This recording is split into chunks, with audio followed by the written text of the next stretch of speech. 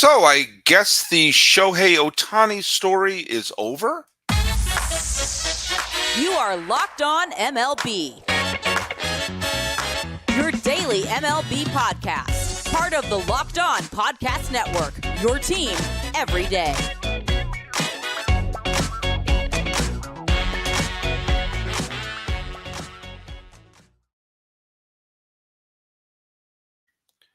Hello, baseball fans, and welcome to Locked On MLB, part of the Locked On Podcast Network, where it's your team every day. This is the daily podcast. We talk about all of Major League Baseball. I am your host, Paul Francis Sullivan. If you don't believe me, hey, there's my lower third. You can call me Sully. I am a baseball podcaster. I've been doing it for well over a decade now, and we are now in my sixth season here at the Locked On Podcast Network. Follow us at Locked On MLB Pods on Twitter or whatever it's called now, and Instagram. I'm your pal Sully at Sully Baseball on Twitter, Sully Baseball Podcast on Instagram. And if you're listening to this every day and you want to post something on the social media, be sure to put that hashtag Everyday Sully. We have an idea who's listening to us every day, and believe it or not, that kind of helps.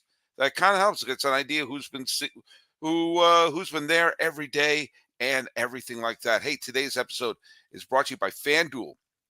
Make every moment more. New customers join today. You get $200 in bonus bets if your first bet of $5 or more wins. Visit FanDuel.com/lockedon to get started. And right after a FanDuel read, let's go talk about a gambling scandal. Now, the Shohei Ohtani story has lost all of its momentum, including here, because, for about 3 or 4 days, it was the only topic in the baseball world. There were no games being played. No big, movements happening with the exception of the Jordan Montgomery signing. And so, it caught our attention. And as I pointed out, much to the chagrin of many people who listen to this podcast, Shohei Ohtani's camp put out two conflicting explanations of what was happening. Argue with me all you want. That's factual. Okay, and a lot of people got on me about saying, well, Ippei was controlling this and Ippei was controlling that. Okay, then they had a horrible crisis management team. The crisis management team that Ohtani hired put Ippei in front of a camera and said, here's what happened. I ran up a big bill and he paid for it. And I feel bad. And then less than 24 hours later, the story change was, no, he's a liar, pants on fire. He is a talented Mr. Ripley stealing identities, and we don't even know who he is, and he stole all the money. It's been stole. As I said before, I would believe either story. I just don't believe both stories because they're contradictory. And, a lot of people said, where's your proof? And I said, the proof is they contradict each other. That's the proof. There you go. End of the story. What happened to innocent proven guilty? I haven't declared anyone guilty. I said they told two conflicting stories. Prove it. Here's a story. Here's a story. They conflict with each other. For some reason, a lot of people had trouble with that and questioned my manhood and said I'm gutless. And, some people questioned how many followers I had. Well, I'm sure whoever did that is not an everyday Sully. There you go. Well, one of the more intriguing arguments for the Ippei is a thief and everything like that, and stole his identity, broke into the thing and wired it. I'm sure there are ways to do that. I don't know how to do that. I could barely use Venmo. But if you take a look and say, all right, there's a chance that maybe, just maybe, something happened with him stealing the money. The fact that Shohei said he's a thief was the most intriguing argument for that one being correct, because he could have said no comment, no comment, no comment. And by saying he's a thief, he's opening himself up for potential libel, which nobody likes. So he's a thief. Say, okay, I guess that's the story you're sticking to. Don't know why you put out the first story, but fine, that's the story you're sticking to. And then the game started. And all attention is going, rightfully so, to baseball. By the way, anyone who brings up Pete Rose and saying, is this a new Pete Rose scandal? There is nothing pointing to Shohei Ohtani being the one doing the bets. And there's also nothing pointing to the idea of Shohei Ohtani betting on baseball. So, shoo, Pete Rose. Here's my problem with the story, though, as we've gone about a week away from it. It is now the 31st of March. Happy Easter for all of those of you who celebrate. As I mentioned on the previous show, I'm not a religious person, but I respect whatever religious beliefs you have as long as they don't hurt people. I hope you have a wonderful Easter. I don't celebrate it, but do you know what? I hope I have a nice Easter too. Do you know why? I like having nice days. But it's the 31st. It's the last day of March. It's been over a week since this thing broke. Now, and I did a little internet research and everything before I started the show. Um, Ippei Mizuhara is not arrested. He's not been charged. It does not appear that charges have been filed against him. He stole, according to them and according to the story apparently we're all going with, he stole 4.5 million tomatoes, which I think, that qualifies as grand theft, right? I mean, there's people rotting in jail right now for doing a hell of a lot less than stealing $4.5 million. So, and he is not charged. He's not arrested. And they literally have receipts, right? That this happened from the account. And Shohei said, I'm not the one doing it. He had access to it. And okay, so you're the one who did it. And he's such a bad person now, and he's a scumbag, and he's a this, and he's a that, and oh, he's the villain. He nearly brought down Ohtani. Then why isn't he arrested? Why have charges not been filed if he's the bad guy and this is what he did? That, to me, makes the whole Ippei has been a thief this whole time makes so much less sense. It makes so much less sense. And someone has to explain that to me. If he is the bad guy, the person I don't trust anymore, you can't use well, he's my friend. You're just accused him on international television. I'm sure there are people floating around Neptune who are tuning in going, I see Ohtani. That's what, I'm sorry if you're offended by that. That's a Neptune accent. That's just what they sound like. Then why haven't they charged him? Why is he walking around? I mean, you would think that would be the quickest arrest in history. You stole $4.5 million. Here it is. You have the right to remain silent. Anything you interpret will be used against you. And they haven't. Which means story one still makes more sense. Story one was Ippei's his buddy. He's a big gambler. An illegal gambling bookie. Is that redundant? Probably. Had him go $4.5 million in the hole, which I have a feeling few bookies allow you to go $4.5 million in the hole unless they know, hey, he's got a guy who'll cover him. Eventually, he came up to Shohei and said, you got to cover me, man. And he's like, schmuck. And Shohei was like, schmuck. Here, I'll cover you. But knock it off. And then the place is raided. And they say, Shohei, why did you wire this guy $4.5 million? Oh, God, I don't want to deal with this. Ippei, go out and explain it. Go out and explain it. He did. Hey, Shohei, that means you committed wire fraud. Oh, crap. Well, what if I say that he did it? Then you didn't commit wire fraud. Great. He did it. Ippei, cool it. Once the season starts, nobody will care. That makes a lot more sense than you stole $4.5 million. Quick, do nothing. Now you say, prove it. I said that's what I think happened. That what makes the most sense based on what we currently know. There, I just proved that that's what I think happened based on what we currently know. So the story is probably over because in the end, it doesn't directly involve Shohei Ohtani betting on baseball. It involves the schmuck who's probably still on the payroll. And it's like, if you keep yourself quiet, we'll make sure you don't spend any jail time and just knock it off. And the story will go away. And by the end of the year, Ohtani will hit 45 bombs. The Dodgers will win 108 games and get swept by the Pirates in the division series. That's what I think is going to happen. Okay, maybe that last part is maybe a little bit much. But there you go. So the story has gone away.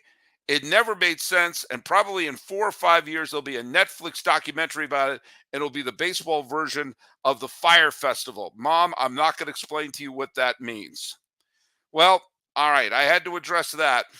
So right now, let's just move away from all this horrible gambling talk and just talk about baseball. But first, a word from FanDuel. Say goodbye to busted brackets because FanDuel lets you bet on every game of the tournament.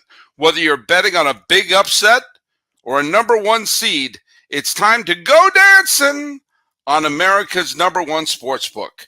Right now, new customers get $200 in bonus bets if your first $5 bet wins. That's $200 to use on point spreads, money lines. You could even pick who's going to win it all. Is it going to be Washington State? Just visit FanDuel.com/lockedon and bet on college hoops until they cut down the nets. That's FanDuel. And now let's hear a little bit from our friends over at LinkedIn and LinkedIn Jobs as I furiously try to find that ad read, which was supposed to be up here, right now. All right, here we go. LinkedIn. Now, are you struggling to close deals? Are you struggling to find ad copy? Business to business selling is tougher than ever. And that's why I want to tell you about LinkedIn Sales Navigator. LinkedIn Sales Navigator is a sales intelligence platform that helps professionals effectively prospect and engage in high value customers, drive higher revenue, and increase sales performance. Sales Navigator helps you target the right buyers, service key signals, and shows you hidden allies as you could find those buyers that are most likely to convert.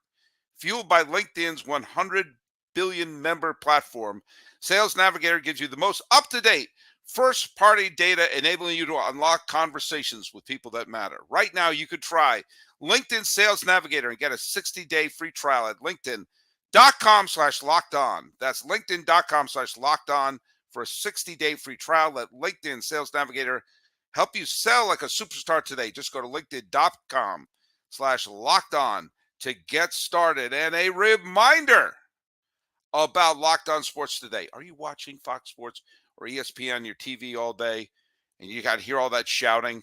Well, why not listen to your pal Sully shout and make the switch to Locked On Sports Today, a free 24/7 streaming channel programmed for you every day to bring the biggest stories without all the screaming, except when I'm on.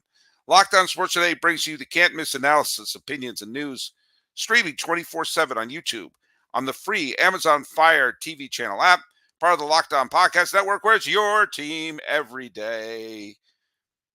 You can always tell when I do them live and when I do them recorded because I couldn't find the ad copy. Well, there you go.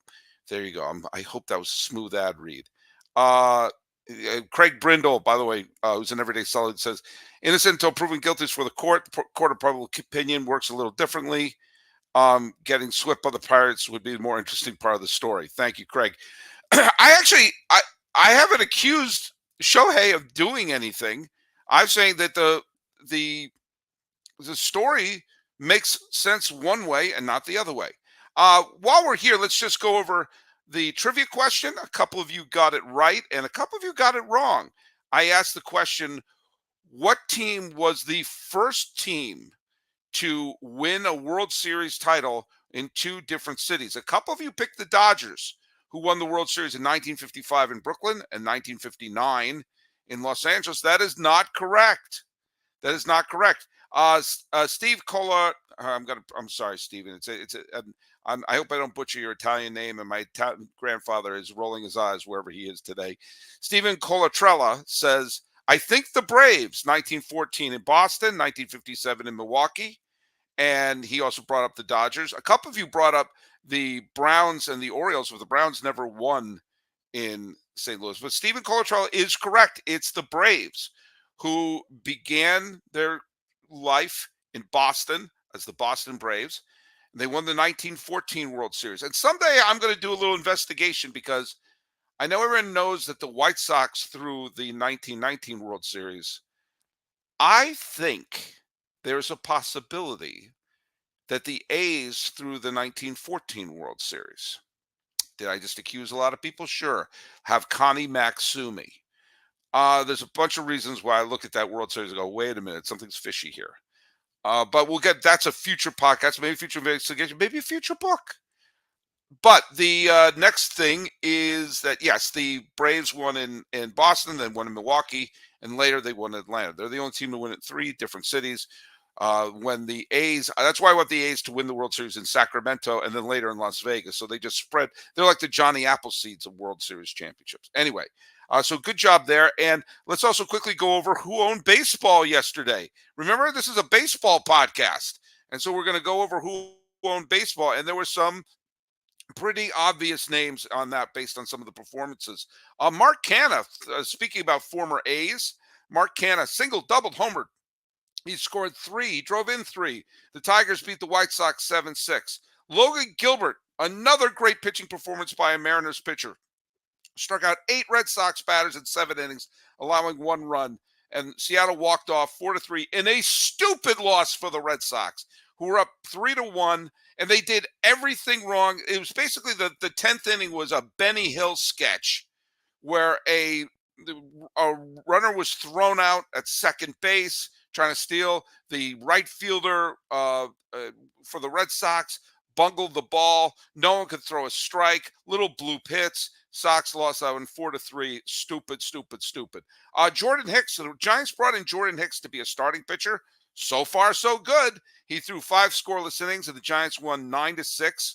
And Rhys Hoskins, another good pickup for Milwaukee, got on base 4 times as the Brewers homered. He homered for the Brewers, and they beat the Mets 7-6. Half wobs. Mookie Betts, man, he's off to a great start. He already has a 2 wob score. He homered. He had 2 more hits. Dodgers lost 6-5. Luis Robert Jr. When he came up. Hands up if you thought it was Luis Robert Jr. when he first came up. But he got on base 4 times, homered twice, so the White Sox lost to Detroit 7-6.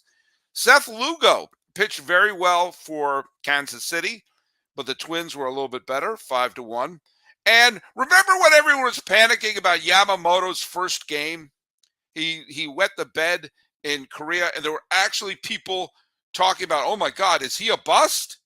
And one person was saying it was one of the worst pitching performances I've ever seen. Is this the worst pitcher of all time? Well, he pitched 5 shutout innings in his Los Angeles debut, and he lowered his ERA from 45 to 7.50. Okay?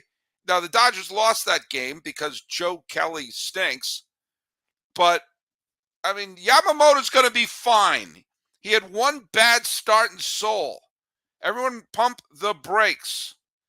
By the way, Jose Maida, who's a regular listener, how you doing, Jose? He wrote, so far it's Mookie Betts as the $700 million man. Mookie's going to do fine. His great-grandchildren go to law school without taking out a loan.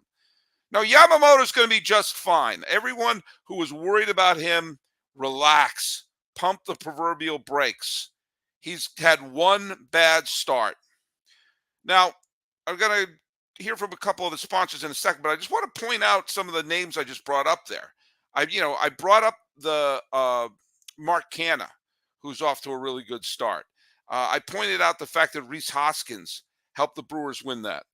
I want to talk a little bit in our final segment about some of these central teams and why some of these central teams are off to great starts, maybe against lousy teams. But that doesn't matter because these games that are happening right now, as I love to point out, count just as much as they do later on. And for the Central, winning these games is absolutely critical. Why, you may ask?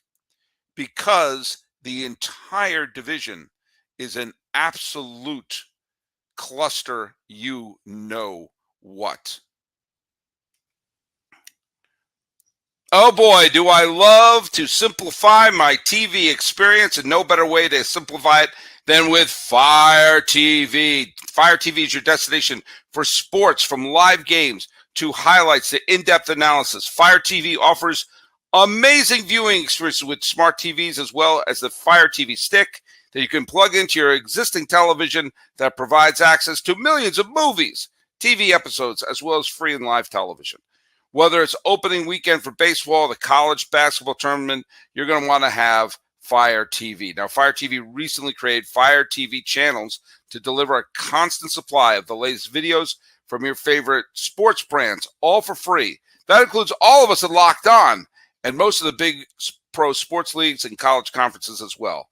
Fire TV channels lets you dive in on all the game analysis, highlights, and more to keep up to date in the latest in the world of sports, March Madness, NBA, Major League Baseball, Stanley Cup, hockey, and more. Not to mention great news, entertainment, gaming, travel, cooking videos. Check out Fire TV channels on the Fire TV and Alexa devices. If you haven't checked out Fire TV channels, you should. Trust me on this. To learn more, visit www.amazon.com/LockedOnFireTV. Locked On has launched the first ever national sports 24/7 streaming channel on YouTube, and now it's available on Amazon Fire TV in the free Fire TV channels app. Locked On Sports Today is here for you 24/7, covering the top sports stories of the day with local experts of Locked On, plus our national shows covering every league. Find Locked On Sports Today now available on the free Fire TV's channel app. So one thing we know about the Central, the NL Central and the AL Central, is there's no front runner really. You could make the case that the Cubs, with their brand new manager, Counsell's one of the best managers in baseball, and they made a couple of key acquisitions for the team, that they're probably the team to beat in the National League Central. Remember, they missed the playoffs by only a couple of games last year. So maybe, just maybe, they're a mild front runner. But the fact of the matter is, they're not a great team. And it doesn't take a grand imagination to see the Cubs having a disappointing year, okay? I think they're going to win about 88 games, and I think that's enough to win the Central. But, excuse me, it's a little cough right there. There is no front runner in the American League Central. I'm convinced 85 to 86 wins punches your ticket.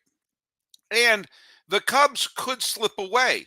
Remember last year, I said one of the big problems of the Central was only one team was going for it. All the other teams were in the middle of a rebuild.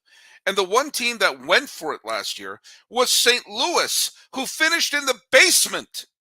That was the one team, that was the one guaranteed pick, was St. Louis. I said, they're the only team trying. They're going to win the division by 20 games. They finished the year in the cellar. So you look at the Cubs, who I don't think were nearly as strong as I thought St. Louis was going into 2023. Yeah, a thing here can bounce here, bounce there, could go wrong. And next thing you know, they're in the middle of the pack. So when you take a look at some of these Central teams, it is critical to get out to that fast start, especially when you're playing games within your division, which is one of the reasons why some people were thinking that maybe, just maybe, the Royals are going to be one of those surprise teams because they went out and they picked up a bunch of veterans, and why not? And for the first two games, Minnesota's pitching has been just off the charts terrific. They got a great start from Pablo Lopez, and they got a solid start from Joe Ryan. And so far, their bullpen hasn't let up a run yet. Granted, it's 2 games, but it's 2 games within the division. You got to win these games now if you have this chance in a wide open division. Cleveland starting the season against 5 people from Alameda in the Coliseum. And those are games that you look at the schedule and say, we got to win those games. Well, so far they have been. They've won the first 3 games and are probably going to win today. And if any of them, they'll finish. The worst case scenario is they start the season 3-1. And that was a team you're like, I don't know what kind of team you're going to have, Cleveland's going to have this year. So in order to win, you have to clobber the teams that you're better than and hold your own against the best. I'm taking a look at a team like the Pittsburgh Pirates. Now, the Pirates are a team that are loaded with talent. They got off to a great start last year, then absolutely did a faceplant. But they've started the season winning the first 3 games in Miami. And they got okay pitching from Jones and Perez. They've got dynamite pitching from their bullpen. And they've been getting the first few games, you're seeing players like O'Neal Cruz and Cabrian Hayes and Connor Joe. They're all there, and Brian Reynolds. These are the players that they're going to have to lean on, and they're off to a great start. Maybe having a situation where you get off and you start piling up those wins early, get those wins right away. That's got to help later on. But the other thing is, if you start the season going like, I don't know what we are. We could be a contender. Maybe we're not. If you start the season thinking, I think we might be a lousy team, and you're the Rockies and you get your butt handed to your first few games, they won last night, but the first couple of games, they look like a minor league team. Or the A's start the season in front of nobody, and the knowledge that this is it, and the attendance is probably going to go down if that's possible. They'll probably have a negative attendance at one point. And, if you start the season the way they do, it's got to be a bit demoralizing that it's not yet April. And if you're a Rocky fan, an Angel fan, or an A's fan, you're looking around going like, oh, God, this is going to be really rough, isn't it? And sometimes you can tell when something's going to be really rough. When you start to watch a movie and the first scene stinks, you're like, oh, no. This is going to be a tough one, isn't it? Well, those Central teams got to win those games you're supposed to win. Pile up the wins as early as you can, because every one of these teams is going to fall into a slump, because there's no dynamite team in either Central division. So pile up these wins, because I swear to you, the Central is going to come down to 2 or 3 games. We're going to be in September. And the NL Central and the AL Central is going to be about 3 or 4 teams in each division, all with a shot at 84 wins. And when you're clawing to get those wins, you're going to look back and say, remember when we blew those games early in the year? God, I'd give anything to have those back. I'm guaranteeing you that's one of the things that happened. If you don't believe me, Arizona did a massive faceplant last year. The end of August and into the middle of September, they couldn't buy a win. And then they finished the season stumbling and bumbling on a losing streak. But they wound up getting into the playoffs because they got off to such a hot start. And the Cubs and the Padres couldn't catch them. And what happened? They won the pennant. So you can make an argument that the very good first half that Arizona had allowed them to absorb their rancid final month of the season. And next thing you know, they're playing the World Series in Arizona. Do you want a World Series in Pittsburgh? Cleveland? Minnesota? Come on, you know you do. You know you do. Some people, Rome Loves Dad says, a lot of Reds hype. Too early? It's never too early. It's March. Enjoy it. If your team winds up stinking, love these first few months. Last year, the Pirates had a terrific first couple of months, and then they wet the bed the rest of the year. So if you're a Pirate fan, love these couple of months, because at least then you're like, hey, maybe. So there you go. And Craig Brindle does make a great point. He says Justin Steele missing the next month with an injured hamstring is going to hinder the Cubs. Absolutely. So keeping that in mind, you got to take advantage of that, Pirates. You got to take advantage of that, some of these other teams in the Central, because the Cubs are the team that supposedly are going to be the one to win.